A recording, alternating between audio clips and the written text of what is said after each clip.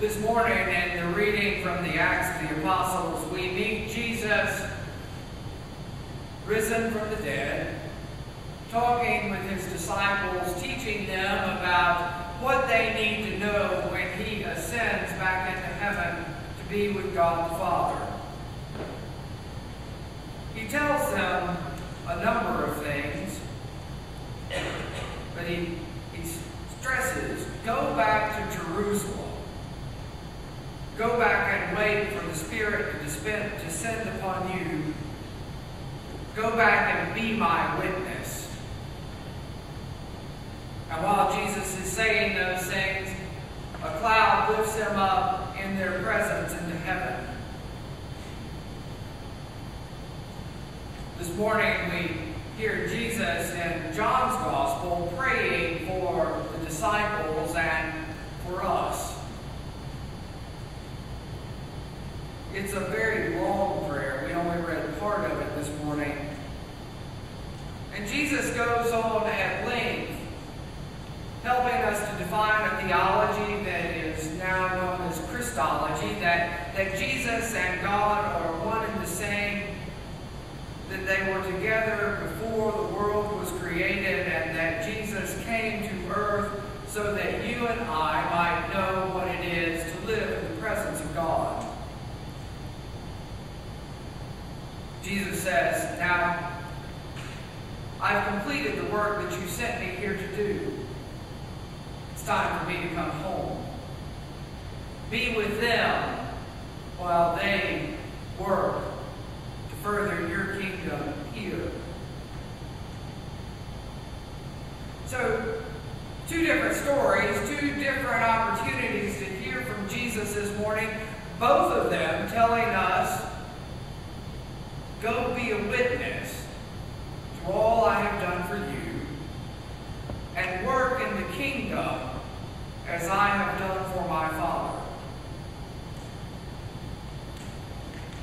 In the old Southern tradition, the gospel songs, the old gospel songs, folks would start singing them, and somebody would sing out the refrain, can I get a witness?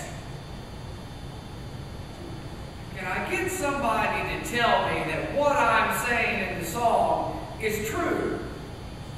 Will somebody come and testify to the fact that God is in our midst, that God is working among us, that God is here now?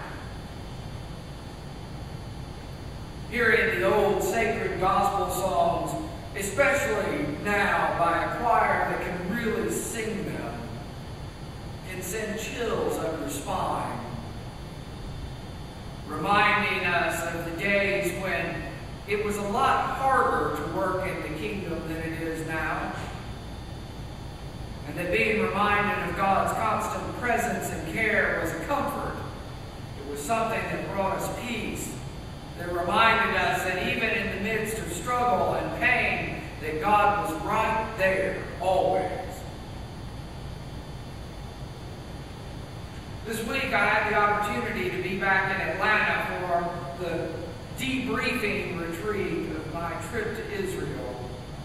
All of my new friends that went on the trip with me, we came back and we sat around in a room laughing and telling stories about having been in Galilee and in Jerusalem, about the ways in which God has touched our lives, about the way that God is working in our lives. We told stories that became testimony. We finished with one of our meetings and went to lunch, and one of my friends, who's a Methodist minister, she asked me at the table, do you think the reason that the main line is shrinking so rapidly is that we don't really talk about salvation?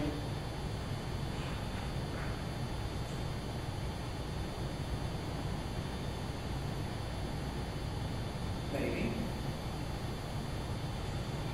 Maybe so.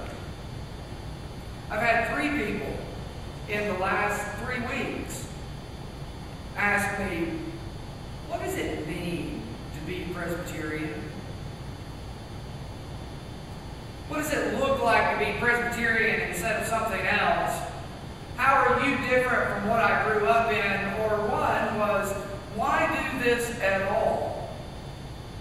Never been to church before. And it occurred to me that it is about salvation. When one of those folks looked at me and said, yeah, but what are we being saved from? It seemed like such a basic question, but the reality of the question was that he was serious. Not being trite or flippant, but really, honestly, what is it when you talk about, say, salvation? What are we being saved from? Right, wrong, or indifferent, I kicked into preacher mode and talked all about the fact that Jesus Christ came and died for our sin, and that God raised Christ from the dead so that we might have life, because ultimately salvation is about being able to be in the presence of God forever.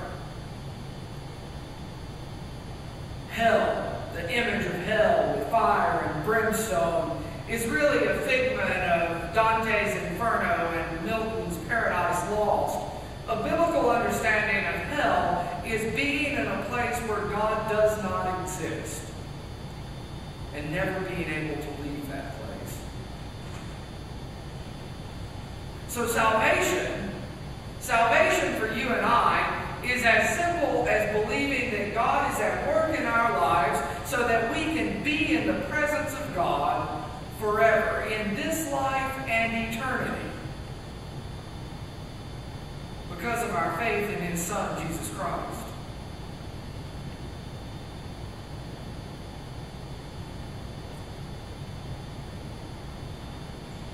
That's a remarkable gift when you really think about it. Most of us go to church all the time. Most of us have grown up in church and been a part of church. And if somebody were to ask those of us who are just always here, are you saved? Well, sure I am. I have been since the day I was baptized. I've always been Presbyterian. Yes, I am.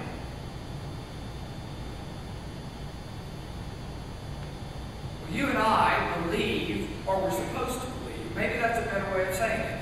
We're supposed to believe that when we know that salvation is ours, that God has acted in our life and in such a way in our life that we don't lose sleep over whether we would be in a place where God does not exist. That we're supposed to live in response to that gift. Stewardship, if you will. Stewardship of life, not just about giving money, although that is part of it, but really living in such a way that you bear witness to the gift of the salvation that God has already